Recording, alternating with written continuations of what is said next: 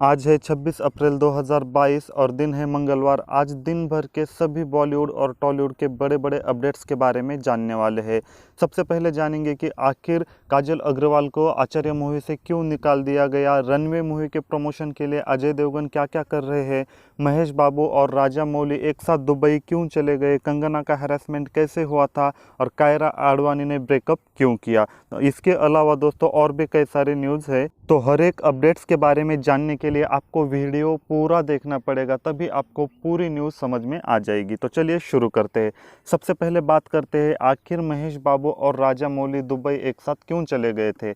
दोस्तों जब से यह न्यूज़ सामने आई है तब से लोग अंदाज़ा लगा रहे थे कि महेश बाबू और राजा मौली एक साथ फिल्म करने वाले हैं, तो इसी की वजह से वह दुबई चले गए हैं। और काफ़ी लोग ऐसा सोच रहे थे कि शायद इस फिल्म की शूटिंग भी लगभग शुरू हो सकती है, लेकिन दोस्तों ऐसा बिल्कुल भी नहीं है, क्योंकि राजा मौली और महेश बाबू एक साथ दुबई चले तो गए थे, लेकिन महेश बाबू सिर्फ वहां पर एक ही दिन रुके और अगले ही दिन महेश बाबू पेरिस निकले। मतलब यह एक फैमिली ट्रिप थी, वह घूमने के लिए गए थे। मतलब पूरी तरह से यह एक पर्सनल ट्रिप थी। तो अब आप सोच रहे होंगे कि तो फिर राजा मौली महेश बाबू के साथ क्यों चले गए थे। दोस्तों आप सभी जानते हो कि राजा मौली एक मूवी बनाने के लिए लगभग 1 से 2 साल का समय लेते हैं और कभी कभी बहुत ज़्यादा समय लेते हैं। तो इस वजह से एक्टर के साथ बॉन्डिंग अच्छी होनी चाहिए, उन दोनों का रिश्ता काफ़ी ज़्यादा अच्छा होना चाहिए, दोनों में समझदारी होनी चाहिए। इसी वजह से शायद पर्सनली जानने के लिए वह साथ में चले गए होंगे और ज़्यादा दिन तक नहीं रुके। महेश बाबू सिर्फ एक दिन ही रुके हैं। अगर स्क्रिप्ट की बात होने वाली होती तो महेश बाबू कम से कम 3 से 4 दिन ज़रूर लेते। तो दोस्तों यह एक पर्सनल ट्रिप थी। अगली न्यूज़ के बारे में जानते हैं दोस्तों, काजल अग्रवाल के बारे में है। आप सभी जानते हैं कि मेगा स्टार चिरंजीवी और रामचरण की आचार्य मूवी 29 अप्रैल को रिलीज़ होने वाली है। मतलब आने वाले फ्राइडे को यह फिल्म रिलीज़ होने वाली है। दोस्तों आप सभी जानते हैं कि आचार्य मूवी में लीड रोल में काजल अग्रवाल थी और इसका एक पोस्टर भी रिलीज़ हुआ था, लेकिन जब 2 दिन पहले हैदराबाद में आचार्य का प्री रिलीज़ इवेंट हुआ तब सभी काजल अग्रवाल के फैंस हैरान हो गए कि आखिर चिरंजीवी और रामचरण और डायरेक्टर ने किसी ने भी काजल अग्रवाल का जिक्र क्यों नहीं किया। लोग समझ सकते थे कि प्रेगनेंसी की वजह से वह शायद प्रमोशन पर नहीं आ सकती है, लेकिन इन्होंने आखिर काजल अग्रवाल का नाम क्यों नहीं लिया। तब से लोग बहुत ज़्यादा क्वेश्चंस कर रहे थे कि आखिर काजल अग्रवाल का नाम क्यों नहीं लिया। उसके 2 दिन बाद, मतलब इवेंट के 2 दिन बाद, फिल्म के डायरेक्टर कोरताला ने सीधा जवाब दिया कि काजल अग्रवाल अब आचार्य फिल्म का पार्ट नहीं है। मतलब जितने भी सीन काजल अग्रवाल के साथ हुए थे उसे पूरी तरह से डिलीट कर चुका है और फिर से नई एक्ट्रेस यानी पूजा हेगड़े के साथ वह शूट किए गए हैं। यानी काजल अग्रवाल को पूरी तरह से फिल्म से निकाल दिया गया है।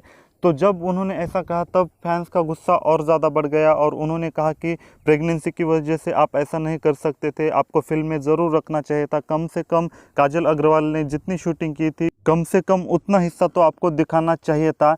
तो बहुत सारे लोग चिरंजीवी पर भी नाराज़ है कि प्रेगनेंसी के वजह से चिरंजीवी ने काजल अग्रवाल को फिल्म से बाहर कर दिया, यह अच्छी बात नहीं है। लेकिन दोस्तों अभी चिरंजीवी और काजल अग्रवाल की तरफ से कोई भी ऑफिशियल स्टेटमेंट नहीं आया है, लेकिन चिरंजीवी ने नहीं निकाला है, काजल अग्रवाल खुद ही इस फिल्म से अलग हो चुकी थी, ऐसे खबरें सामने आ रही है। क्योंकि प्रेगनेंसी की वजह से वह अपना रोल निभाना नहीं चाहती थी, उसे प्रेगनेंसी में अपने बच्चे का ही पूरी तरह से ध्यान रखना था और यह बहुत बढ़िया डिसीजन काजल अग्रवाल ने लिया है। तो दोस्तों जब भी थोड़ी सी कंट्रोवर्सी हो जाएगी तो ऑफिशियली काजल अग्रवाल या चिरंजीवी की तरफ से कोई ना कोई रिप्लाई ज़रूर आएगा, तब तक हम वेट कर लेते हैं। तो चलिए अगली न्यूज़ के बारे में बात करते हैं। अगली न्यूज़ है बॉलीवुड की क्वीन कंगना रनौत के बारे में। दोस्तों आजकल कंगना का लॉकअप शो बहुत ही ज़्यादा फेमस हो चुका है। एक बार कंगना ने ट्वीट करके तो कहा था कि हर कोई होस्टिंग करने में फेमस नहीं हो सकता है या किसी का भी होस्ट करने से शो नहीं चलता है, लेकिन मेरे बारे में ऐसा मुमकिन हुआ है। तो ऐसा उन्होंने ट्वीट भी किया था, उससे भी कंट्रोवर्सी हो चुकी थी। और आप सभी जानते हो कि कंगना जहाँ पर भी कुछ भी बोलती है उससे कंट्रोवर्सी हो जाती है, लेकिन एक्सेप्शनली यह शो बहुत बड़ा हिट साबित हो चुका है। इसकी पॉपुलैरिटी सोशल मीडिया पर बहुत ज़्यादा है। इसकी वजह शो में मुनव्वर फारूकी है, इस वजह को भी माना जा रहा है, क्योंकि पॉलिटिकल डिफरेंसेस की वजह से कंगना और मुनव्वर फारूकी की पहले से ही बात नहीं बनती थी, तो इस वजह से भी लोग बहुत ज़्यादा इस शो को पसंद कर रहे हैं। तो मुद्दे की बात करते हैं दोस्तों। इस शो में रहने के लिए हर किसी को सीक्रेट रिवील करने के लिए कहा गया था। तब मुनव्वर फारूकी ने बताया कि मुझे भी सेक्सुअल हैरेसमेंट का सामना करना पड़ चुका था। जब मैं 6 साल का था तब मेरे साथ हैरेसमेंट हुई थी और लगभग यह हैरेसमेंट 5 साल तक चली, 11 साल तक मेरे साथ ऐसे हैरेसमेंट हुई थी, ऐसा उन्होंने मुनव्वर फारूकी ने कहा। तो दोस्तों आप सोचिए, लड़की के साथ नहीं बल्कि लड़के के साथ भी ऐसी चीज़ें हो रही है। तो अगर आपके आसपास भी कोई बच्चा या बच्ची है तो आपको उस पर ज़रूर ध्यान देना चाहिए, कहीं वह भी इस बात का शिकार नहीं हो रही है क्या।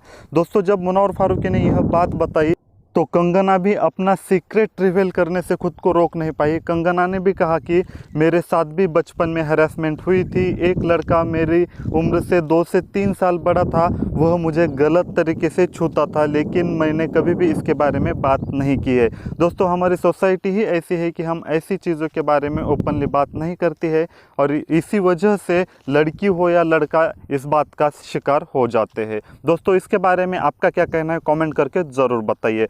चलिए अगली न्यूज़ देखते हैं। अगली न्यूज़ है शाहरुख खान, आमिर खान, सलमान खान को लेकर।